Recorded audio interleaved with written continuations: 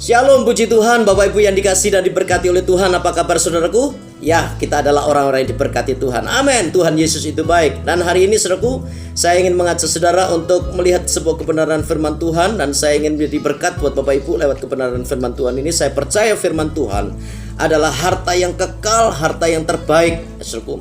Dan firman Tuhan adalah kekuatan Allah yang menyelamatkan saudara dan saya. Tuhan Yesus itu baik. Amin. Dan saya akan berbicara hari ini tentang jangan hidup tanpa Tuhan.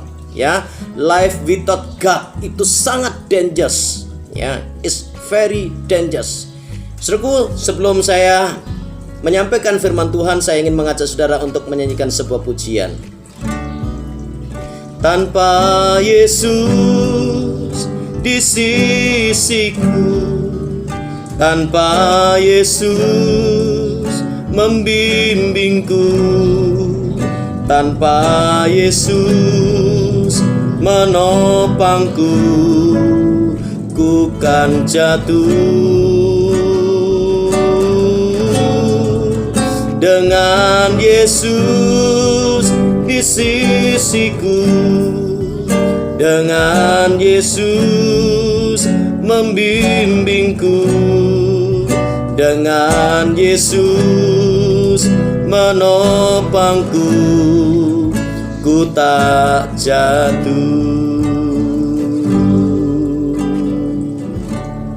Puji Tuhan, saudaraku yang dikasihi Tuhan, mari kita akan melihat di dalam 2 Tawarik pasal 15 ayat yang ketiga. Sekali lagi, tema kita pada hari ini adalah jangan hidup tanpa Tuhan. Ya, 2 Tawarik pasal 15 ayat yang ketiga. Demikian bunyi firman Tuhan. Lama sekali, saya ulangi, lama sekali Israel tanpa Allah yang benar, ya, tanpa ajaran daripada imam dan tanpa hukum. Wah, saudara bisa membayangkan kan, saudaraku? Ya, buat saya ayat ini sebenarnya aneh dan terlihat lucu. Kenapa, saudaraku? Karena Israel itu notabene-nya adalah umat Allah, ya, biji mata Allah, dan dia adalah kekasih Allah. Tapi saudaraku, Alkitab mencatat mereka hidup tanpa Allah. Ya, bahkan disebutkan oleh ayat tadi, mereka lama sekali hidup tanpa Allah. Ini sangat berbahaya, saudara. Ya, itu sebabnya tidak heran kalau kemudian Alkitab menjelaskan, menceritakan bagaimana sikap, karakter, dan perilaku bangsa Israel. Mereka berubah karena mereka lama tanpa Tuhan. Mereka lama hidup tanpa Tuhan, tanpa ajaran imam, dan juga hidup tanpa hukum. Perilaku mereka berubah sangat drastis. Bukan tambah baik, pasti tambah jahat, pasti tambah fasik, pasti tambah mendukakan hati Tuhan. Moralitas mereka hancur-hancuran. Hidup mereka dalam perzinahan. Ya, bukan saja berzina secara jasmani, tapi mereka juga berzina secara rohani dengan para Baal-Baal. Hidup menyembah para berhala-berhala kesia-siaan. Hidupnya hancur, mereka kacau balau, dan mereka babak belur. Hidup dalam dosa dan dikuasai oleh dosa. Saudaraku, kenapa saudaraku hal itu terjadi? Ya, karena bila kita hidup tanpa Tuhan, maka kita akan didekati oleh iblis.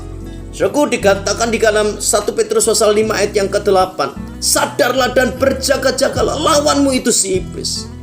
Dia berjalan berkeliling, mengaum-ngaum, mencari orang-orang yang dapat ditelannya. Saudaraku yang dikasihi Tuhan, hidup tanpa Tuhan itu, ya, membuat perilaku kita akan menjadi jahat dan liar. Ya, sebab iblis itu sedang berjalan kian kemari. Dia terus mencari orang-orang yang dapat ditelannya. Siapa orang yang dapat ditelannya? Yaitu orang-orang yang hidup lepas dari persekutuan dengan Tuhan. Mereka adalah orang-orang yang dapat ditelan oleh iblis. Orang-orang yang hidup tanpa Tuhan, tanpa ajaran firman Tuhan, tanpa hukum Tuhan. Maka dia akan menjadi makanan empuk buat iblis. Saudaraku yang dikasihi dan diberkati oleh Tuhan, mari kita sekarang akan melihat beberapa contoh dalam Alkitab, saudaraku, orang-orang yang hidup tanpa Allah dan mereka kemudian hancur hidupnya. Yang pertama kita akan melihat Adam dan Hawa, saudaraku.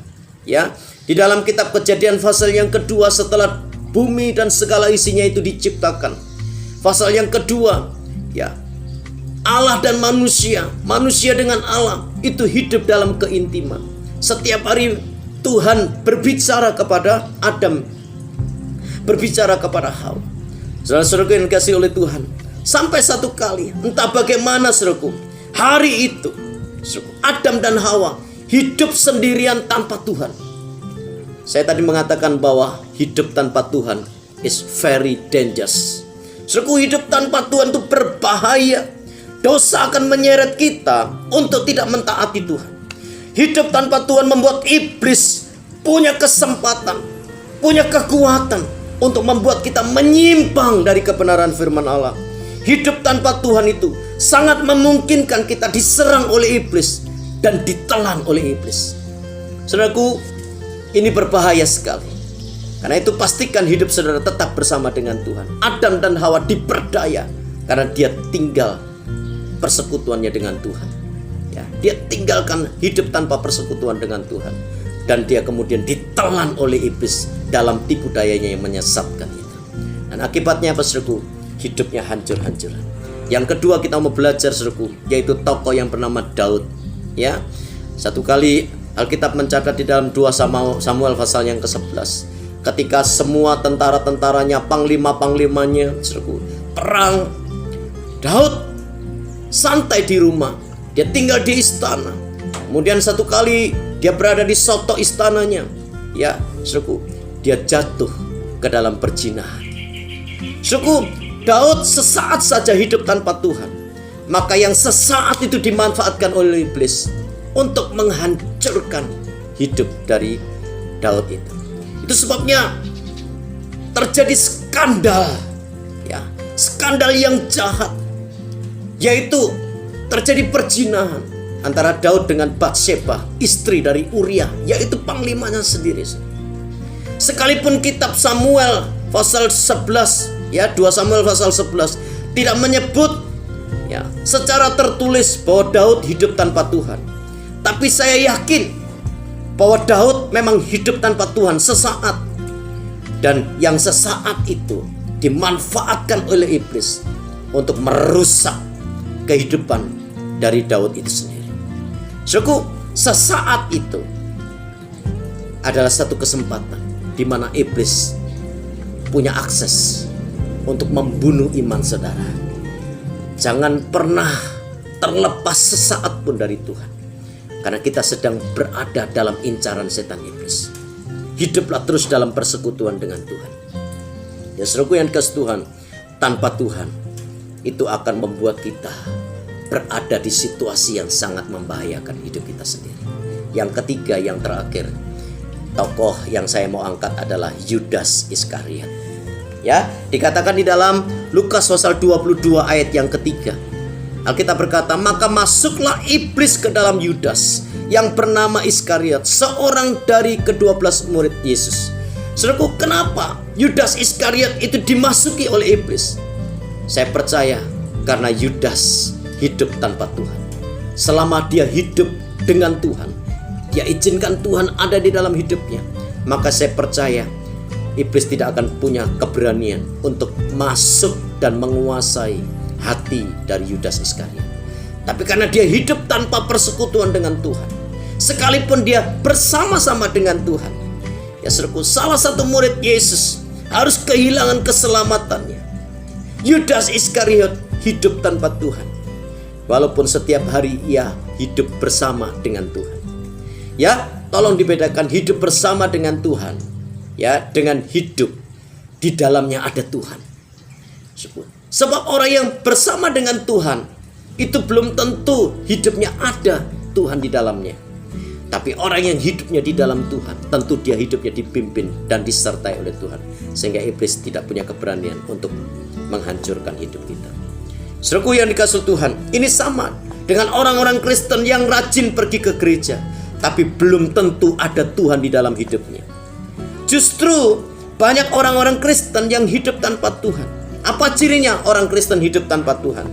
Melayani di gereja, tapi dosa jalan terus. Di gereja, ya, saudaraku yang dikasihi Tuhan, melayani, tapi terus hidup dalam kesombongan dan hidup dalam kemunafikan. Melayani di gereja, tapi terus hidup dalam percabulan dan perzinahan.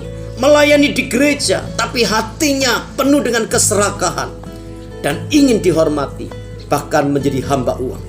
Seperti Yudas Iskariot ini, kita tahu ia kemudian menjual Yesus dan menyerahkannya kepada tangan orang-orang berdosa. Dia menjual Tuhannya sendiri demi mendapatkan sejumlah uang. Menyerahkannya kepada orang-orang yang jahat itu. Hatinya dipenuhi dengan roh keserakahan dan dia diperbudak oleh uang.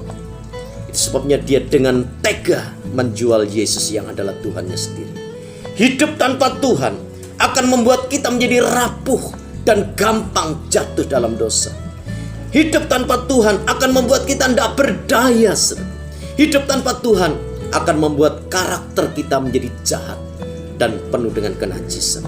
Ayo kita kembali kepada Tuhan. Ayo kembali kepada persekutuan dengan Tuhan. Dan jangan pernah mencoba hidup tanpa Tuhan. Engkau akan menjadi makanan empuk buat iblis. Saudaraku yang dikasih Tuhan, teguran firman Tuhan, nasihat firman Tuhan pada pagi hari ini kiranya menyadarkan kita bahwa sungguh hidup tanpa Tuhan hanya akan membuat kita gampang meninggalkan Tuhan, gampang rapuh, gampang hancur, dan kita akan menjadi sasaran empuk buat setan iblis. Pastikan terus Tuhan menyertai kita, hidup dipimpin oleh Roh Kudus, hidup dibimbing oleh Roh Kudus, seperti pujian yang kita nyanyikan di awal. Tuhan Yesus memberkati kita semuanya. Shalom.